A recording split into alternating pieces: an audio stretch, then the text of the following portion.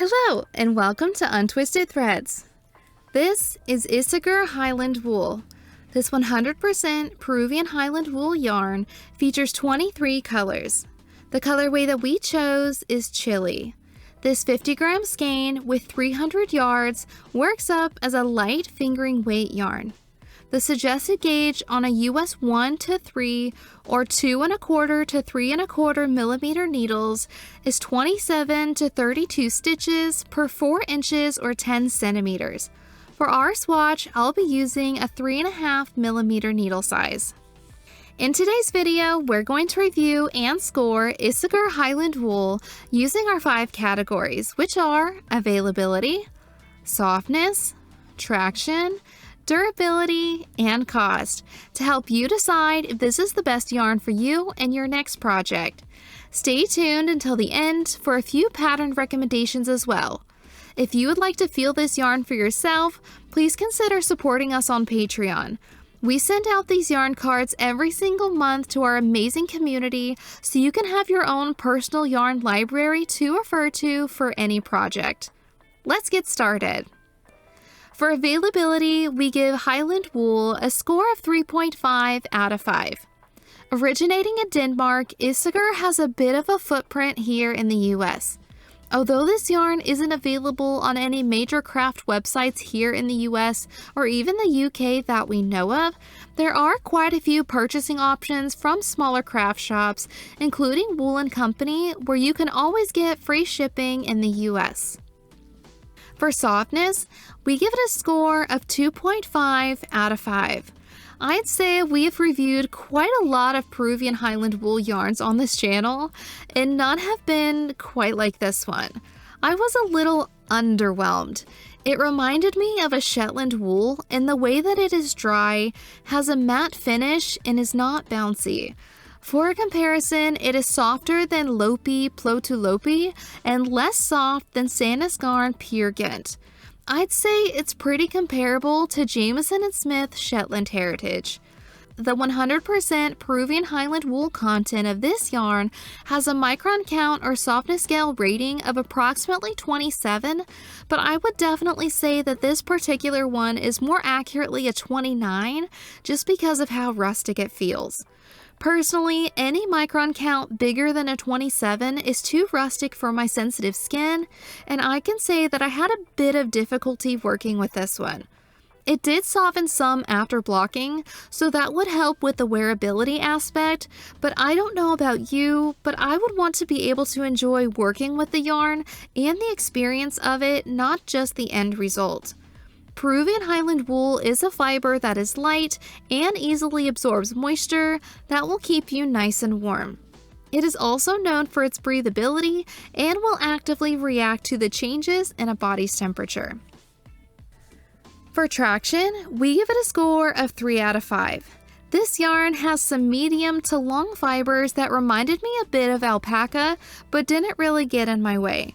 Because it is a woolly or more rustic feeling yarn, I experienced a bit of traction or drag while knitting. Now don't get me wrong, it wasn't terrible or the slowest yarn to work with by any means, but it wasn't sliding off of my needles. Keep in mind that this may have been because my skin was sensitive to the feeling of this yarn, so if you're okay with or used to more rustic yarns, you might not have any issues knitting with this one.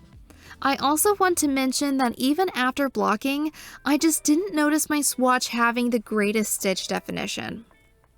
For durability, we give it a score of 4.5 out of 5. The individual yarn strand is a 2-ply, meaning it has a looser spin than a more common 4-ply yarn. So bear in mind to be a little bit gentle when working with it because it may separate and come apart. Because it is not superwash treated, you will need to hand wash your garments made with this yarn. The qualities of Peruvian Highland wool allow this yarn to have more strength and make it hardier than, for example, merino yarn. As the nature of wool, you may have some pilling and could experience some felting in high friction areas, so that is something to keep an eye out for. This yarn is feltable, so again, high heat, irritation, and moisture could cause your project to change in ways that you don't want it to. For cost, we give it a score of 4 out of 5. For being a 50-gram skein, you can expect to pay $9.95 US per skein. This breaks down to 3 cents per yard, meaning a size medium sweater would cost approximately $50.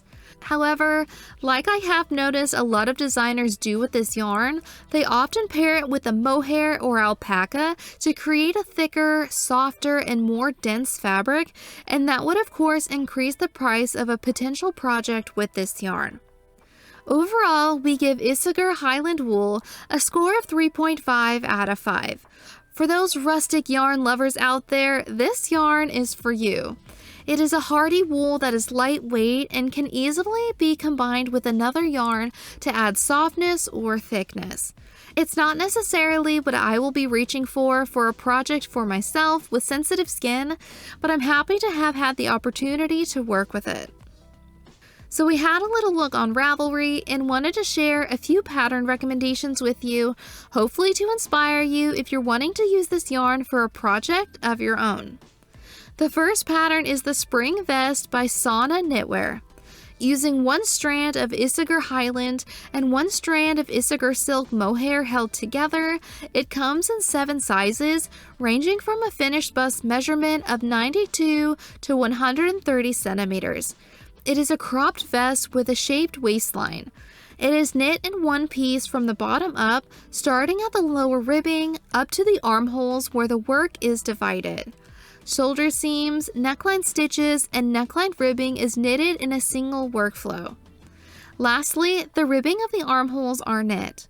I love the idea of an outerwear piece with this hardy yarn, as it is lightweight, but it will still keep you warm. The next pattern is the Oleander Lace Wrap by Loop London. It uses one strand of Isager Highland Wool and one strand of Isager Alpaca 1 to create this one-size textured and lace wrap. It is constructed in 2 panels, then grafted together at the center. All of the pattern repeats are written out in full as there are no charts. I have never quite seen a shawl or wrap like this, but I really love the combination of the stockinette, pearl bump stripes, edging, geometric, and foliage lace designs. And of course, the added ribbon. The last pattern is Wool and Honey by Andrea Mowry. Featuring 7 sizes, this fingering weight sweater is knit top down with a flattering, cropped, boxy silhouette. It features a honeycomb texture design that stands out over top of a garter stitch texture instead of your typical stockinette stitch. I really don't think you could go wrong with choosing any color for this pattern, but for a similar look to the sample, you could choose Paprika, which is an orange-red color, or even Desert, which looks like a medium neutral beige. Have you used Isager Highland Wool yarn before? What yarn would you like for us to do a review on next?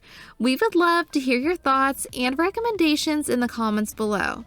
If you enjoyed today's review, please give this video a like and subscribe to our channel, and we'll see you next time.